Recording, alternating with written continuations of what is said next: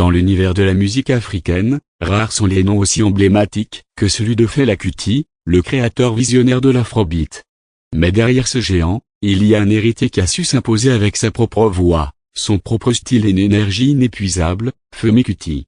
Saxophoniste virtuose, chanteur engagé, compositeur prolifique, il incarne la relève d'un genre musical révolutionnaire tout en portant haut les idéaux de son père.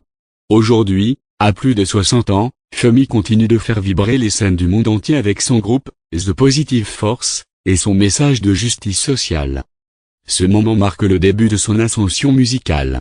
Chapitre 2, l'émergence d'un leader en 1987. Femi fonde son propre groupe, The Positive Force, avec sa sœur Yenny et ses cadets Sola.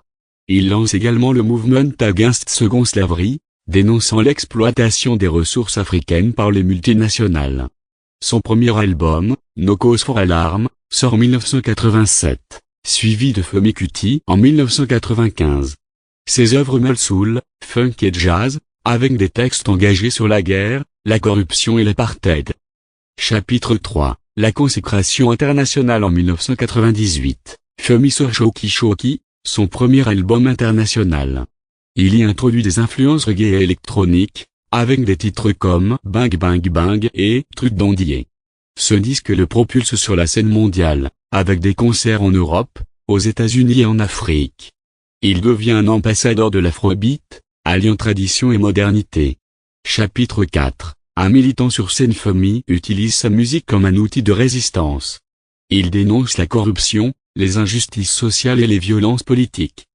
Ses albums Fight to Win, Day by Day Africa for Africa sont salués par la critique et nommés aux Grammy Awards. En 2017, il établit un record mondial en maintenant une note de saxophone pendant 51 minutes et 35 secondes. Il continue de se produire dans des festivals prestigieux, comme les Nuits d'Afrique à Montréal et le Festival d'été de Québec.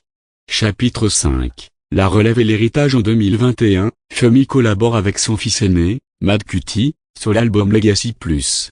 Ce double album réunit Stop the Hat de Femi et Forward de Mad, explorant les préoccupations de leur génération respective.